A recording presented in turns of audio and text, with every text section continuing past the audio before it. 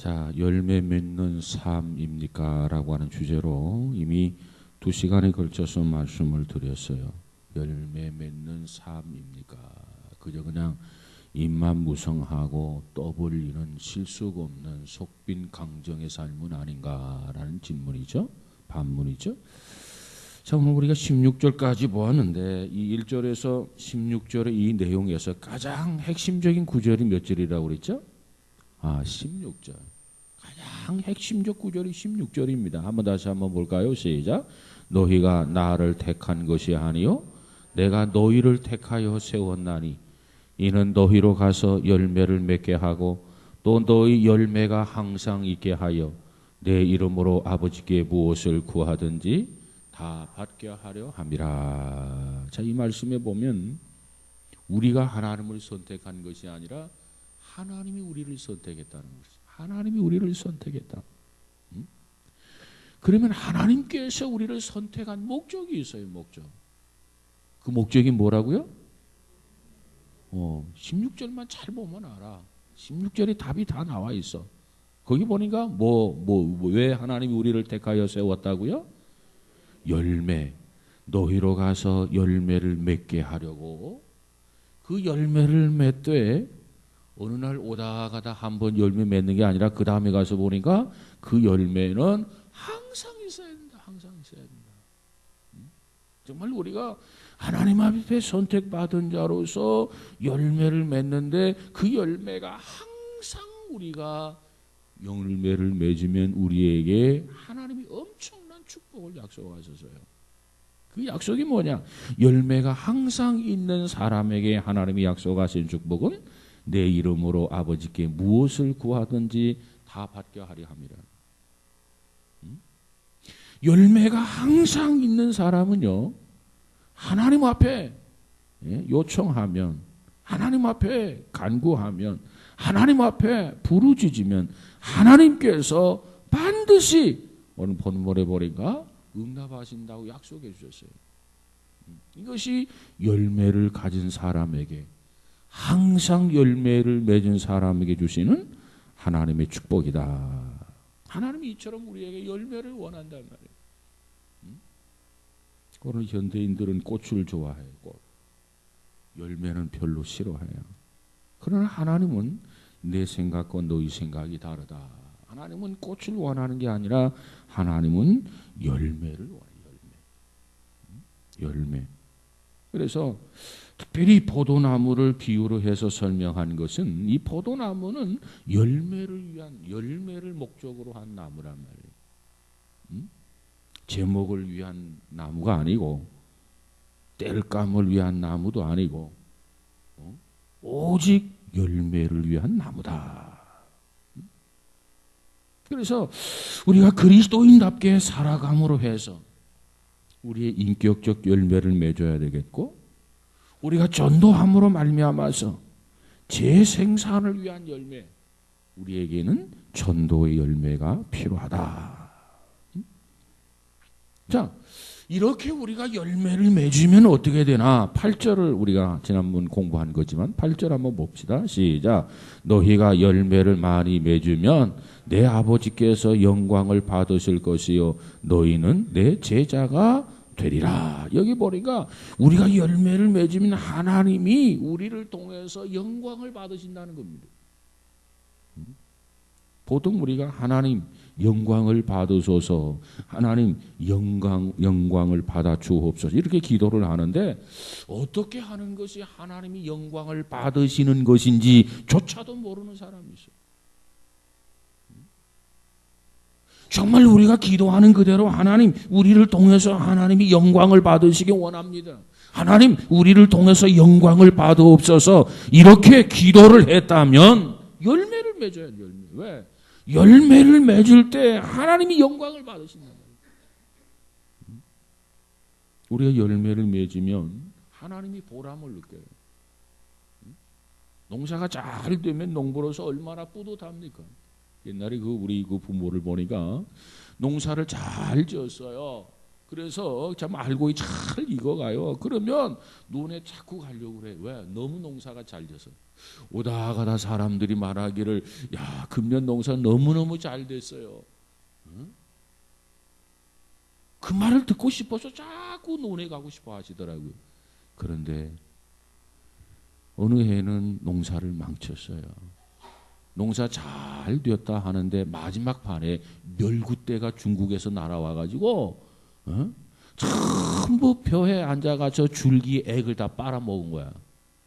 그러니까 겉으로 보면 이 벼가 멀쩡한데 결국은 그 알알이 전부 쭉정이가 된다는 거죠. 얼마나 속상합니까? 1년 내 농사를 열심히 해서 지었는데 마지막 판에 멸구떼가 중국에서 날아와가지고 저 벼에 앉아가지고 줄기 진액을 다 밑에서 뽑아 먹으니까는 결국은 알곡이 아니라 쭉정이만 가득하니까 얼마나 속상한지. 속상하니까 논에도 안 가요. 응?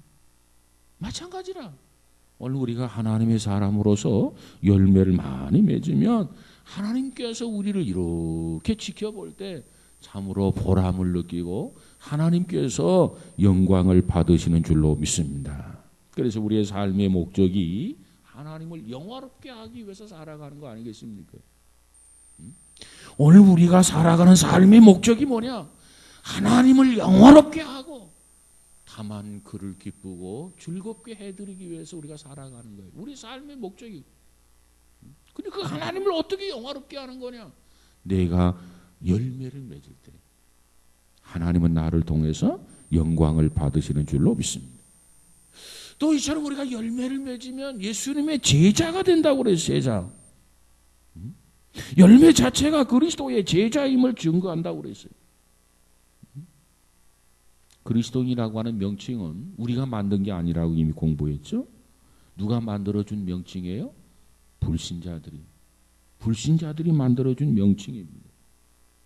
그러면 불신자들이 오늘 우리 크리스찬들에게 어떠한 모습을 보고 그리스도인이란 명칭을 붙여주었는가? 사도행전에 가서 보면은 야, 저 사람들은 만났다 하면 예수 얘기하고 야, 저 사람들은 밤낮 하나님 앞에 사랑을 고백하고 야, 저 사람들은 사람을 만나기만 하면 예수를 증거하고 야, 저 사람들 미쳤다 미쳤어.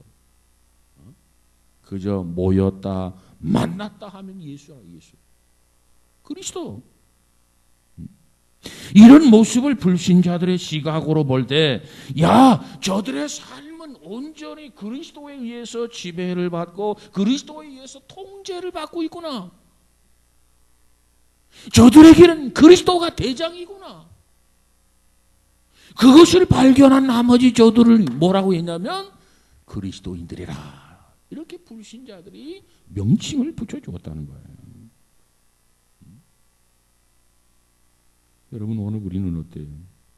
모였다면 예수 얘기합니까? 모였다면 하나님 앞에 사랑 고백합니까? 신앙 고백합니까? 때를 놓든지 못 얻든지 예수님을 증거합니까? 듣든지 아니 듣든지 이 복음을 전합니까? 그런 사람들에게 붙여진 명칭이 그리스도인이란 말이에요. 우리가 저들처럼 이렇게 살아갈 때 저들이 야, 저 사람들은 정말 예수님의 제자들이구나. 이렇게 인정하고 시인한다는 거죠. 또 우리가 열매를 맺으면 우리 안에 기쁨이 충만해진다고 그랬어요. 오늘 현대는요, 기쁨이 고갈된 세상이다 이렇게 얘기해요. 걱정, 근심, 염려가 너무 많아가지고 늘 우거지상으로 살아가는 것이 현대인들이에요. 기뻐하고 싶으면 기뻐할 일이 없는 걸 뭐 어떻게 기뻐해? 그런데 오늘 주님이 말씀하기를 정말 우리 안에 기쁨이 충만하려면 열매를 맺으라는 거예요. 열매를 맺으면 전도의 열매를 맺으면 내 마음이 기쁨이 충만해진다는 겁니다. 마음에 미움이 생기고 시기가 생기고 질투가 생기고 원망이 생기고 어느 분은 그런 얘기 하더라고요. 원불교를 퇴치해야 된다. 우리 신앙인들에게 원불교를 퇴치해야 된다. 그래서 저 소리가 무슨 소린고 그랬어요. 그랬더니 신앙인에게 원망, 그 다음에 또 뭐가 있겠어요? 불평, 그 다음에 또 뭐가 있겠어요? 교만. 그래서 원불교 첫 자를 따가지고 원불교를 퇴치해야 된다. 그래서 나는 뭐 저 불교 중에 원불교를 반대한다는 소린가 그랬더니 그게 아니고 신앙인에 있어서 원망하면 안 된다 이거지. 불평하면 안 된다 이. 교만하면 안 된다 이. 응? 여기서 벗어나야 된다. 응? 어쨌든 저와 여러분이 열매를 맺음으로 우리 안에 기쁨이 충만해지는 그와 같은 은혜가 있어지기를 주의 이름으로 축복합니다. 그다음 열매 맺으면 그 다음 뭐가 된다고 그랬죠? 마지막으로? 이건 뭐 다 잊어버렸네. 나는 지금 다 알고 있는 것으로 지금 설명하는데 열매 맺으면 마지막이 뭐 한다고요? 어? 뭐라고요? 그 제자 듣는 얘기는 벌써 지나갔어 지금. 어떻게 된다고요? 그렇죠. 16절 마지막 부분이잖아. 내 이름으로 아버지께 무엇을 구하든지 다 어떻게? 받게 하려 함이라. 다시 말하면 기도 응답을 하겠단 말이에요. 열매 맺은 사람에게 항상 열매 있는 사람의 기도를 하나님께서 응답하겠다. 이게 약속이요. 이게 축복입니다. 예수님 당시 바리새인들에게 예수님이 하신 말씀이 있었어요. 뭐라고 했냐면 회개하고 회개에 합당한 열매를 맺으라. 책망하면서 바리새인들을 향해서 이와 같이 외쳤는데 왜 그러냐면 당시에 바리새인들이 누구보다도 기도를 많이 해서 그런데 기도를 많이 했으면 당연히 응답을 받아야 되지 않겠습니까? 그런데 저들은 기도는 하는데 응답이 없어. 그래서 예수님께서 저들을 향해서 회개에 합당한 열매를 맺으라 그랬어요. 저들에게 두 가지가 없었어요. 사랑이 없었어요. 서로 사랑해야 돼요. 사랑이 없었어요. 또 저들은 전도를 하지 않았어요. 열매가 없었어요. 그러면서도 기도는 많이 했어요. 그 기도가 응답이 없었단 말이에요. 그래서 예수님께서 사랑하지 못한 것, 전도의 열매를 맺지 못한 것, 이거 회개하고 열매 맺으라. 바리새인들에게 주님이 그렇게 말씀을 하셨어요. 여러분 우리 모두가 열매를 맺되 항상 열매를 맺어서 무엇을 구하든지 한마디 기도를 해도 하나님 앞에 응답을 받는 우리 모두가 다 되시기를 주의 이름으로 축원합니다. 자, 여기까지 말씀을 드렸어요. 중요한 내용들이기 때문에 한번 대충 설명해 드렸습니다. 그러면 오늘은 어떻게 하면 이 열매를 맺을 수가 있느냐는 거예요. 열매 맺는 방법. 아니 열매 맺으면 좋은 줄 누가 모르겠습니까, 목사님? 여러분 마음 가운데 이런 의문을 제기하는 사람이 있을 수 있을 거예요. 그래서 오늘 이 시간에는 우리가 어떻게 하면 열매를 맺을 수 있을까? 하나님이 그처럼 원하시는 열매. 우리가 이 열매를 맺으면 우리에게 엄청난 축복이 주어지는데 그럼 이 열매를 어떻게 해야 맺을 수 있는가? 그리고 그 열매를 맺되 풍성한 열매를 맺어야 되는데 우리의 삶 속에 어떻게 해야 풍성한 열매를 맺을 수 있을까? 네 가지만 생각해 보려고 합니다. 네 가지. 오늘 주께서 말씀하신 열매 맺는 방법 네 가지가 있어요. 네 가지. 열매 맺기를 원하는 분 귀담아 들으시기 바랍니다. 열매 맺기를 사모하시는 분 주목해서 들으시길 바랍니다. 열매 맺는 방법. 자, 예수님께서 몇 가지로 설명해 주고 있다고요? 네 가지로 설명해 주고 있다. 자, 첫 번째 열매 맺는 방법. 어떻게 하면 열매를 맺을 수 있느냐? 첫 번째 방법. 그리스도와 확실한 개인적 관계가 이루어져야 돼요. 예수 그리스도와 확실하고 분명하게 개인적 관계가 이루어져야 한단 말이에요. 개인적 관계. 자, 예수님께서 뭐라고 말씀하셨습니까? 예수님이 말하기를 나는 포도나무요. 어떻게? 너희는 가지라. 이렇게 말씀하셨어요. 나는 포도나무요. 너희들은 나에게 붙어있는 가지다. 그러면서 4절을 한번 볼까요? 4절 시작.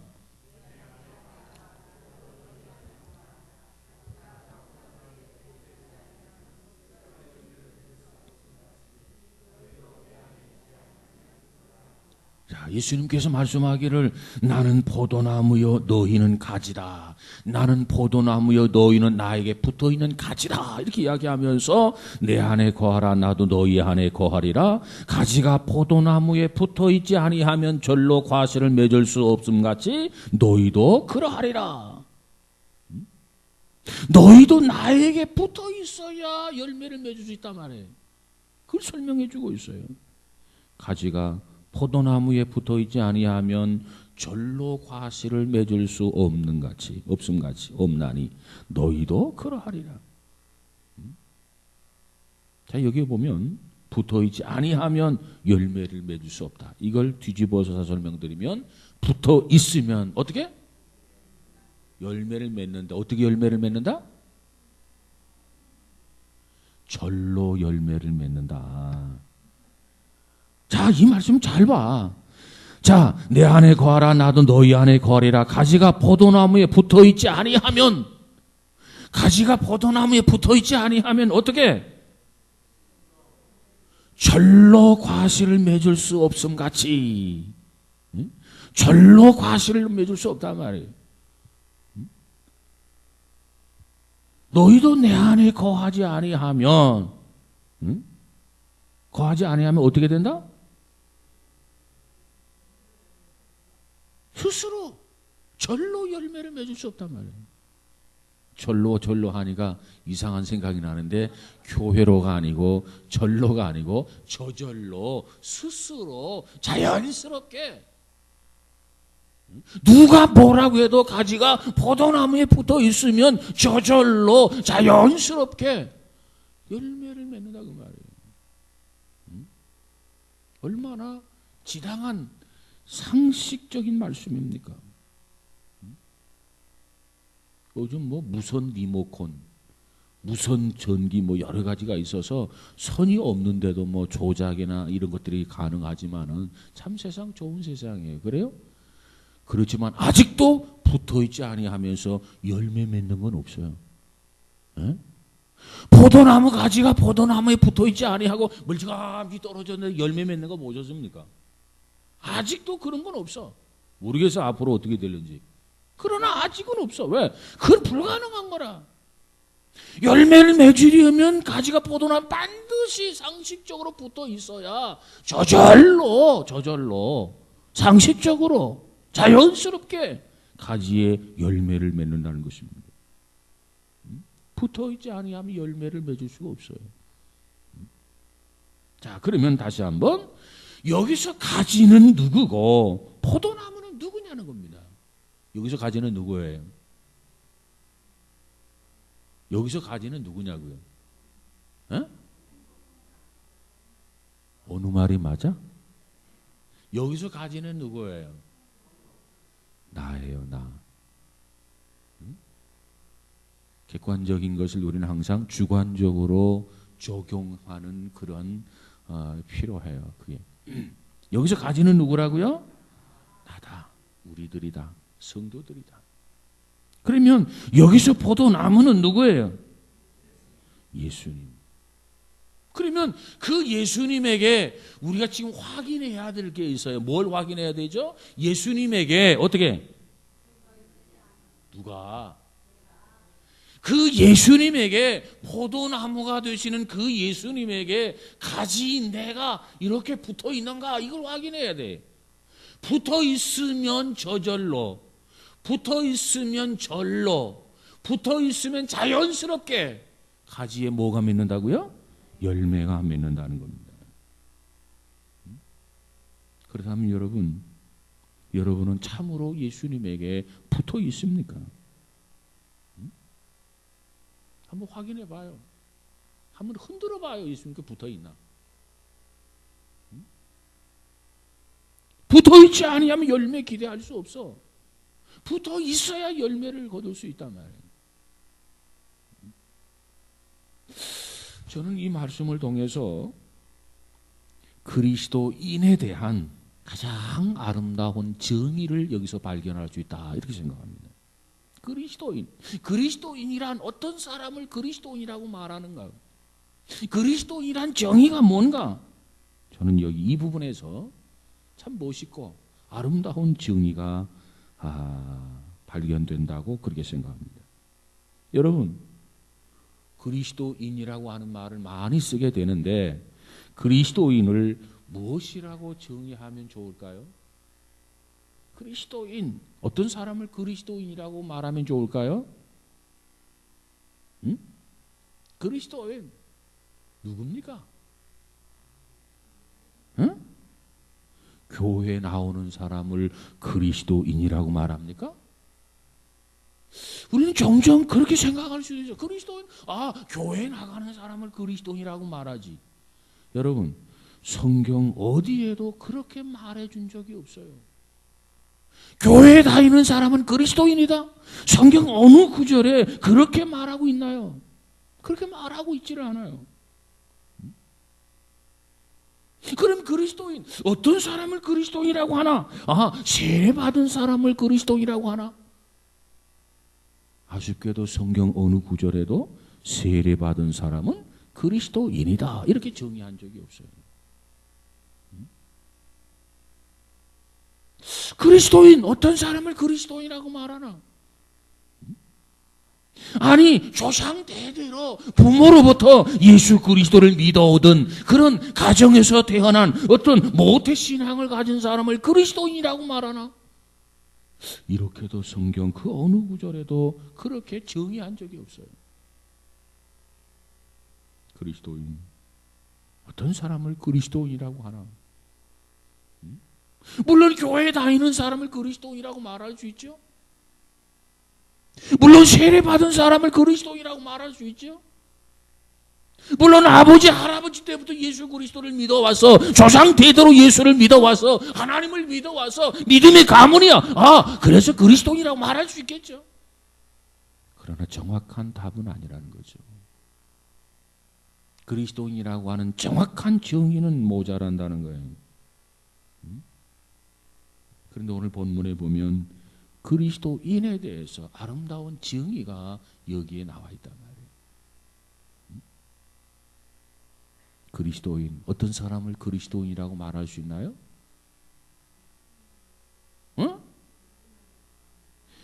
지금 안에 거하는 사람이 아니라 붙어 있는 걸 말하고 있어 지금. 그리스도인, 어떤 사람이 그리스도인이야? 어떤 사람이 그리스도인이야? 못났어도 부족해도 어떻게? 예수님께 지금 붙어있는 사람, 절로 열매를 맺나니 붙어있는 사람, 이게 그리스도이냐? 이게 그리스도. 그리스도인, 어떤 사람이 그리스도인이라고요? 그리스도에게 붙어있는 사람, 그 사람이 그리스도인이에요. 그렇다고 한다면 한번 질문을 던져볼까요? 여러분은 그리스도에게 붙어 있습니까?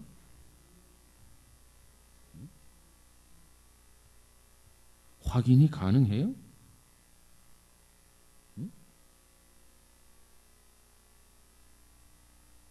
뭐라고요?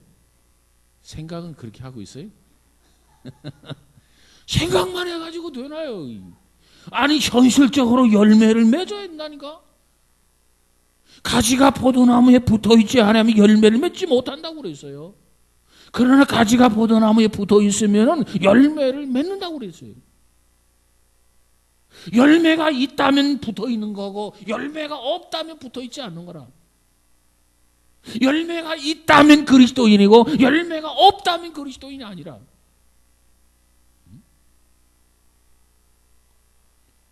자신을 확인해 봐야 돼요. 내가 과연 그리스도에게 붙어있나? 내가 예수님에게 붙어 있나? 응? 왜 이것을 확인해야 되느냐? 오늘 현대 그리스도인들 가운데 교회에는 나오지만은, 찬송은 부르지만은, 성경을 읽지만은 그리스도와 개인적 관계, 생명적 연합이 되어 있지 않은 사람이 얼마나 많은지 모른다 그 말이에요. 자, 지금 우리가 열매 맺는 방법을 소개하고 있어요. 열매 맺는 방법. 우리 모두가 열매를 맺어야 되겠어. 열매를 맺기 원해. 열매 맺기를 사모해. 근데 열매 맺는 방법이 4가지인데 그 중에 첫 번째가 가지가 포도나무에 붙어 있어야 하듯이 우리가 그리스도에게 붙어 있어야 열매를 기대할 수 있다 그 말이에요. 근데 오늘 많은 사람들이 교회는 나와요. 똑같이 찬송은 불러요. 똑같이 성경은 보아요. 그런데 그 중에 그리스도와 생명적 연합이 이루어지지 아니한 사람, 그리스도와 개인적 관계를 아직도 이루지 못한 사람이 우리 중에 얼마나 많은지 모른단 말이에요. 왜? 열매 없는 성도들이 무수하니까. 가지가 포도나무에 붙어 있으면 절로 열매를 맺나니 저절로 열매 맺게 되어 있다 그 말이에요. 그런데 왜 열매를 맺지 못하느냐? 가지가 포도나무에 결합 붙어 있지 못하니까 그런 거야. 붙어 있지 못하니까.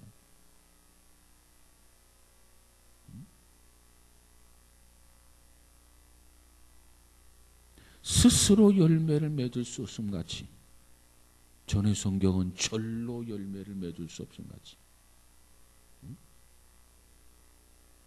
그러니까 개인적 관계, 생명적 연합이 이루어졌으면 자연스럽게 열매를 맺어가는 거예요.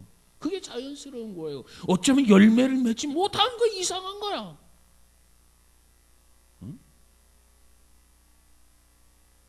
포도나무에 붙어 있는데 그 열매를 맺지 못하는 게 이상한 거 아닙니까? 열매를 맺는 게 지극히 당연한 거 아닙니까?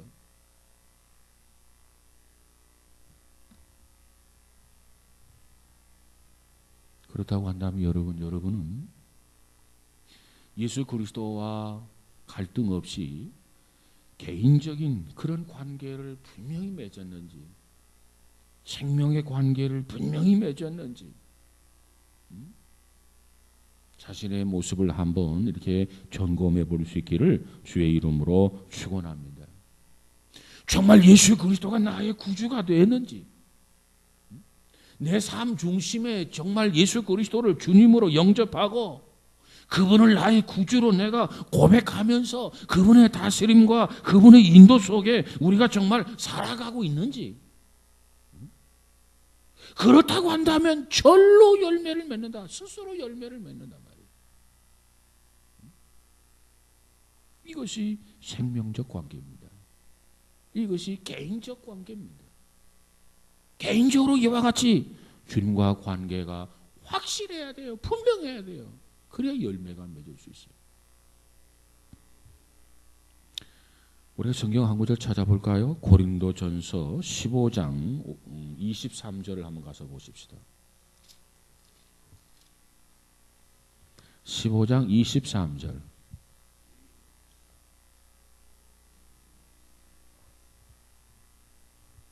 예수 그리스도를 우리의 삶의 중심에 나의 구주로 예수님을 받아들여야 되는데, 자 23절 시작. 그러나 각각 자기 차례대로 되리니 먼저는 첫 열매인 그리스도요 다음에는 그가 강림하실 때 그리스도에게 속한 자요. 그래서 그리스도에게 속한 자요. 속한 자다. 절의 성격은 붙은 자요. 그래서 지금 이 고린도전서 15장의 내용이 뭐냐면 사도 바울은 이 부활에 대해서 설명하고 있는 것이 고린도전서 15장의 내용입니다. 이 부활은 어떻게 이루어지는가? 우리가 어떻게 이 부활에 참여하게 되는가? 그것을 가르치는 것이 고린도전서 15장이란 말이에요. 자, 여기서 어떻게 가르치는 거 아니? 그러나 각각 자기 차례대로 되나니, 차례대로 되리니, 먼저 첫 열매인 누구다? 그리스도요. 그리스도가 먼저 부활하게 되고 다음에는 그가 강림하실 때에 어떻게? 그리스도에게 속한 자요. 그가 강림하실 때 그 강림은 뭘 말하죠? 예수님의 재림을 가리킵니다. 예수님의 재림하실 때 그리스도에게 속한 자요. 그리스도에게 붙은 자요. 붙은 자다. 그리스도에게 붙은 자. 얼마나 아름다운 지형입니까? 그리스도인은 그리스도에게 붙은 자예요. 붙은 자예요. 그리스도인은 그리스도에게 속한 자예요. 속한 자. 이게 그리스도인이다. 여러분 그렇다면 여러분 묻겠습니다. 여러분은 안양중앙교회에 등록을 하셨습니까? 응? 제가 지금 이 질문을 하고 있는 거 아니에요. 응? 안양중앙교회에 등록하고 안 하고는 하나도 중요하지 않아요. 그런데 중요한 게 있어요. 그 중요한 건 뭐라고요? 예수 그리스도에게 속한 자, 예수 그리스도에게 붙은 자가 돼야 돼. 붙은 자가 돼. 우리 교회에 등록하지 않아도 돼. 그러나 그리스도에게는 반드시 붙어 있어야 돼. 그리스도에게는 반드시 속해야 돼요. 자, 좀 더 근원적인 질문을 해볼까요? 여러분은 그리스도에게 참으로 속해 있습니까? 그리스도가 정말 당신들 안에 계십니까? 오늘 성경이 뭐라고 말하고 있죠? 가지가 포도나무에 붙어 있지 아니하면 열매를 맺을 수 없다고 그러죠.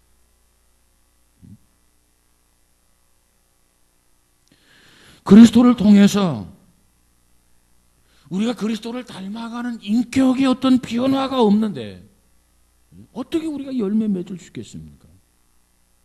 그리스도와 어떤 분명한 관계가 맺어지지 않았는데 어떻게 우리가 열매 맺을 수 있겠습니까? 그리스도가 내 안에 거하시지 않는데 어떻게 우리가 그리스도의 어떤 열매를 맺을 수가 있겠습니까? 여러분, 그리스도가 없는 사람이 어떻게 나아가서 그리스도를 믿으라고 전도할 수 있겠습니까? 원하기는 우리 모두가 다 이와 같이 그리스도에게 붙어 있고 그리스도에게 속해 있어서 인격의 변화를 통해서 하나님의 영광을 드러내는 우리 모두가 되시기를 주의 이름으로 축원합니다. 열매 맺는 방법. 첫 번째 뭐라고요?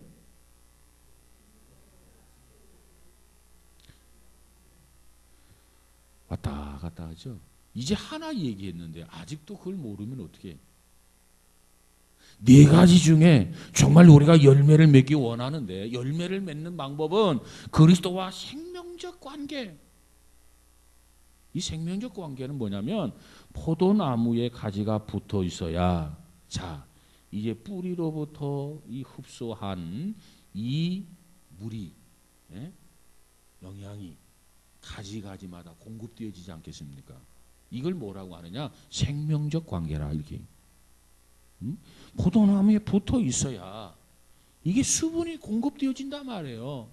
이 포도나무에 붙어 있지 아니하면 수분이 공급되지 아니하고 수분이 공급되지 아니하면 말라서 죽게 돼 있어요. 다 열매는커녕.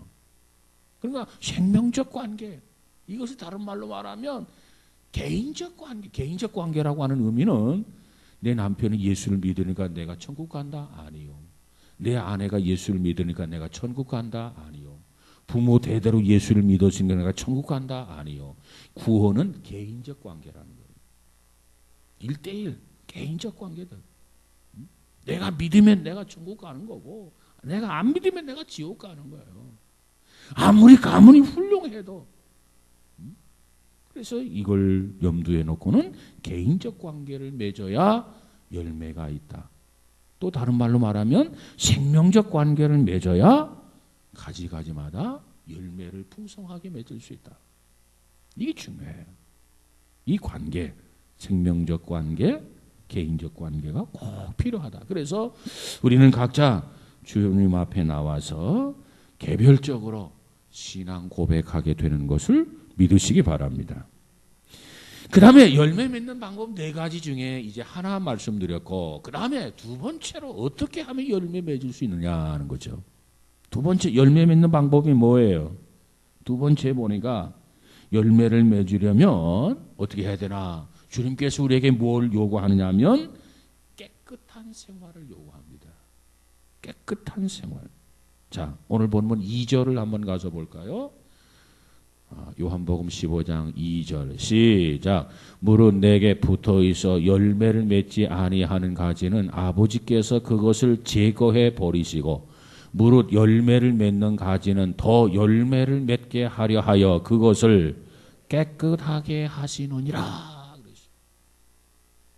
열매를 맺으려면 늘 자기 자신을 깨끗하게 해야 돼요. 열매를 맺으려면 자기 자신을 늘 성결하게 해야 돼요.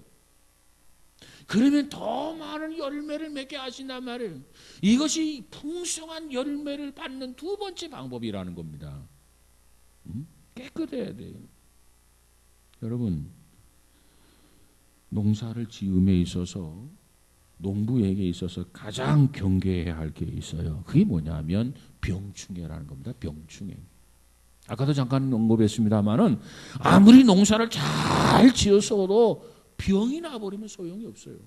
그 멸구 같은 것은요, 아침 저녁으로 다르다고 그래요. 자, 멸구 병충해가 발생했다. 그러면 즉시 농약을 줘야지. 이따 오후에 줘야 되겠다. 내일 줘야 되겠다. 이미 상황 끝이에요. 이 열매를 맺는데 가장 큰 장애물이 병충해란 말이에요. 병충해. 이 병충해가 생기면 그 나무는 열매를 맺을 수 없어요. 어쩌면 열매는커녕 나무 자체도 생명의 위협을 느끼게 된단 말이에요. 그러면 우리에게 있어서, 오늘 신앙인에 있어서 병충해는 뭐냐? 나무에 있어서 병충해, 벼에 있어서 병충해, 감자에 있어서 병충해, 많은 식물들에 의해서 이 병충해가 있고, 그 병충해가 식물들을 자라지 못하게 하고 열매 맺지 못하게 하고 심지어는 죽게 만드는데, 우리 인간을 향한 병충해, 우리로 하여금 열매를 맺지 못하게 하는 그 병충해는 도대체 뭐냐? 그것은 곧 죄악일 수 있습니다. 우리의 병충해, 신앙인의 병충해는 죄악일 수 있다. 우리로 하여금 열매 맺지 못하게 하는 신앙인의 병충해는 잘못된 습관일 수 있다. 오늘 우리로 하여금 열매를 맺지 못하게 하는 신앙인의 병충해는 이기심이 될 수도 있고, 시기도 될 수 있고, 질투도 될 수 있고, 불평이 될 수도 있고, 이런 것들이 우리로 하여금 열매를 맺지 못하게 하는 거예요. 여러분, 불평을 많이 해보세요. 열매 맺나? 시기를 많이 해보세요. 열매 맺나? 다른 사람을 자꾸 미워해보세요. 열매 맺나? 자꾸 죄를 범해보세요. 열매 맺나? 열매 기대할 수 없어요. 이런 것들이 우리로 하여금 열매를 맺지 못하게 하는 병충해야, 병충해. 이것은 빨리 때려잡아야 돼. 이 병충해는 빨리 해소해야 돼. 그렇지 아니하면 안 된단 말이에요. 그래서 예수님께서 뭐라고 말씀합니까? 깨끗해지라는 거예요. 정결해지라는 거예요. 성결해지라는 거예요. 그래서 병균을 제거하라는 거예요. 병충해를 다스리라는 거예요. 내가 거룩하니 너희도 거룩하라. 그래야 열매 맺을 수 있단 말이에요. 자, 그러면 우리가 어떻게 해야 깨끗해질 수 있나? 깨끗해져야 열매 맺을 수 있는데, 그 풍성하게 열매를 맺을 수 있는데 어떻게 해야 깨끗해질 수 있는가? 깨끗해지는 방법, 어떻게 해야 깨끗해지죠? 자, 오늘 본문 3절을 가서 보세요. 3절 시작. 너희는 내가 일러준 말로 이미 깨끗하여 졌으니. 그래서 우리가 깨끗해지는 방법, 이 병충해로 하여금 정결해질 수 있는, 성결해질 수 있는 방법. 어떻게 하면 우리가 깨끗해질 수 있죠? 응? 여기 보니까 우리가 깨끗해지는 방법은 단 하나밖에 없어. 단 하나. 우리가 깨끗해지는 방법 단 하나. 그 하나가 뭐예요? 하나. 응? 아, 읽었잖아.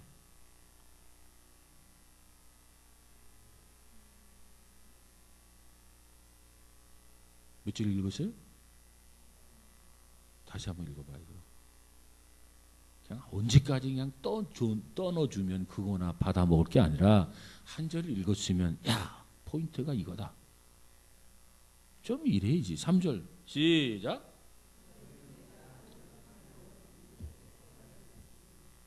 자, 깨끗해지는 방법을 여기서 제시해 주고 있잖아요. 깨끗해지는 방법 단 하나 방법밖에 없어. 하나밖에 없어요.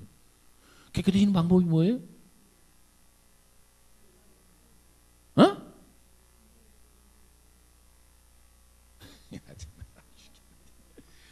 깨끗해지는 방법 3절 읽었는데 뭘 못 찾아? 어? 여기 말씀이라고 그랬잖아. 말씀. 일러준 말로 이미 깨끗하였으니. 일러준 말로 우리가 깨끗해져야 열매를 맺는데, 깨끗해져 열매를 맺는데 깨끗해지는 방법은 단 하나밖에 없어. 한 가지 방법밖에 없어요. 그 한 가지 방법이라는 게 뭐죠? 하나님의 말씀이다. 말씀. 응? 말씀. 그러니까 보세요. 하나님의 말씀으로야 깨끗해진단 말이에요. 그러니까 하나님의 말씀을 가까이 하지 아니하고는 깨끗해질 수 없어요. 하나님의 말씀을 묵상하지 아니하고는 깨끗해질 수 없어요. 하나님의 말씀을 파지 아니하고는 깨끗해질 수 없어요. 하나님의 말씀을 내 속에 넣지 아니하고는 우리가 깨끗해질 수 없어요. 여기서 깨끗해질 수 없다는 말은 우리의 인격적인 변화를 기대할 수 없다 그 말이에요.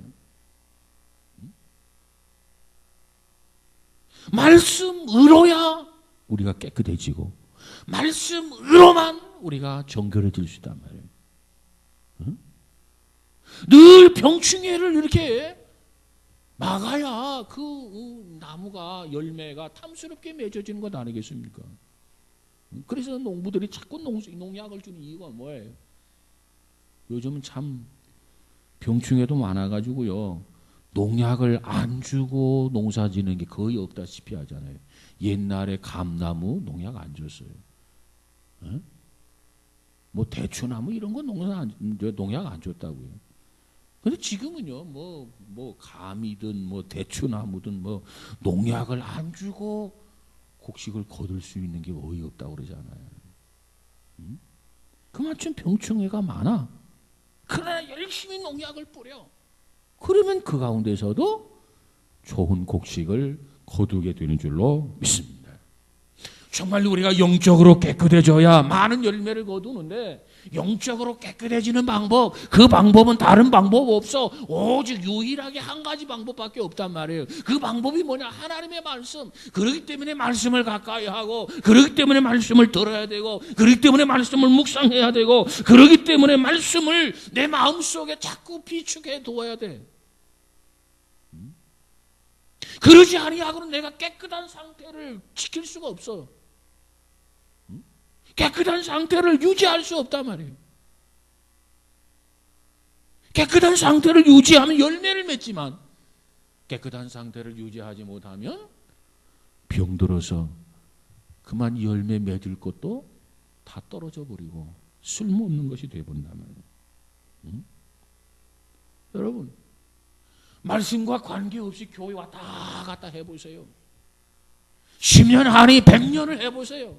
말씀과 관계없이 교회 왔다 갔다 하면 그 사람은 평생을 다녀도 열매 없습니다. 왜? 열매를 맺게 하는 거, 이 말씀이란 말씀. 우리가 깨끗해야 열매를 맺는데 깨끗해지게 하는 게 바로 말씀이기 때문에 말씀을 사모하고 말씀을 통해서 위로를 받고 말씀을 통해서 세임을 얻고 말씀 앞에서 회개하고 말씀 앞에서 다시 회복하고 자꾸 이럴 때 우리 안에서 새로운 역사, 열매가 맺어지게 되는 것을 믿으시기 바랍니다. 말씀과 관계없이 교회를 수없이 다녀도 소용없어요. 결코 변하지 않아요. 결코 열매가 없어요. 소용없는 짓이라.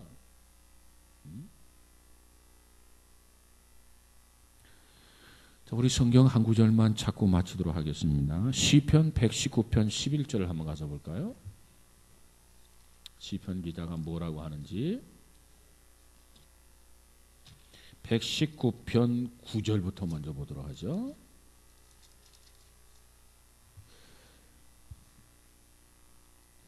(119편) 9절.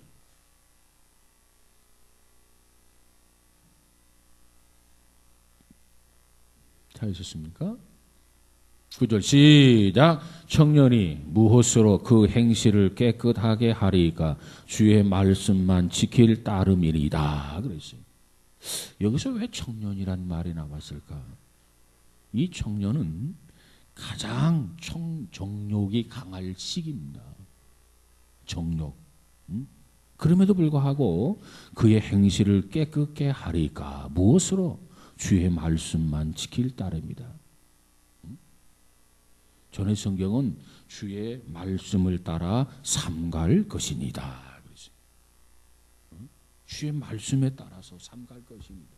그러면 깨끗함, 청년이 깨끗함을 지킬 수 있다는 거죠. 깨끗하게 할 수 있다는 거죠. 그 다음 11절 시작. 내가 주께 범죄하지 아니하려 하여 주의 말씀을 내 마음에 두었나이다. 내가 범죄하지 아니하려 하여 내 마음에 주의 말씀을 두었단 말이에요. 왜? 말씀이 나를 깨끗하게 하기 때문에, 말씀이 나를 지켜주기 때문에, 이 말씀이 우리를 보호하기 때문에.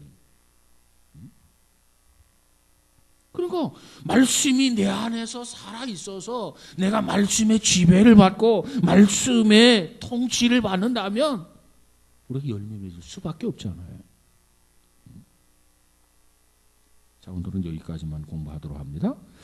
아무쪼록 우리가 하나님이 그처럼 열매를 원하세요. 그리고 우리는 열매를 맺어야 돼요. 자, 열매 맺는 방법 4가지 중에 2가지. 첫 번째로 어떻게? 개인적 관계, 생명적 연합이 필요하다. 그럼 2번째로 어찌 해야 된다? 깨끗한, 성결한 생활이 필요하다. 성결한 생활. 그래야 내가 계속해서 열매를 맺을 수 있다. 아무쪼록 그저 열매라고 하는 것이 거저 주어지는 거 아니에요. 이처럼 우리가 기도하면서 몸부림을 칠 때 우리에게 필요한 열매가 맺어지게 되고, 그럴 때 그 열매를 보시고 하나님이 기뻐하시는 줄로 믿습니다. 기도하십시다. 김용길 집사님, 하나님 전쟁도 하나님의 뜻인 줄은 압니다. 그러나 주님이 징계를 받음으로 평화를 누리듯 남북이 평화롭게 하옵소서. 김용길 집사님 드렸습니다. 기도합시다. 그러고 하신 하나님, 정말 우리가 당연히 주님을 믿는 자요 여호와를 경외하는 자로서 열매 맺는 삶을 살아야 할 터인데, 참으로 오늘 현실을 두고 볼 때 많은 현대인들 가운데 열매를 맺는 사람보다는 열매를 맺지 못하는 사람이 너무나도 많습니다. 허다합니다. 하나님, 우리 자신들을 되돌아보면서 나는 과연 열매를 맺는 사람인가, 열매를 맺지 못하는 사람인가. 가지가 포도나무에 붙어 있으면 스스로 저절로 열매를 맺는다고 했고, 가지가 포도나무에 붙어 있지 아니하면 스스로 열매를 맺을 수 없다. 절로 열매를 맺을 수 없다고 말씀했습니다. 우리 자신의 열매를 통해서 나의 위치와 상황을 깨닫게 하시고, 열매를 맺지 못했다면 이제부터 열매를 맺기 위해서 하나님과 생명적 관계, 개인적 관계를 맺을 수 있는, 정말 주님이 내 안에 거하고 내가 주 안에 거할 수 있는 그런 성도들이 되도록 축복하여 주옵소서. 그래서 항상 열매를 맺음으로 그 열매를 통해서 하나님을 영화롭게 해드릴 수 있는 온 성도들 되어지게 하옵소서. 뿐만 아니라 깨끗해지기 원합니다. 하나님, 더욱 풍성한 열매를 맺을 수 있는 복 있는 자들이 되어지게 하옵소서.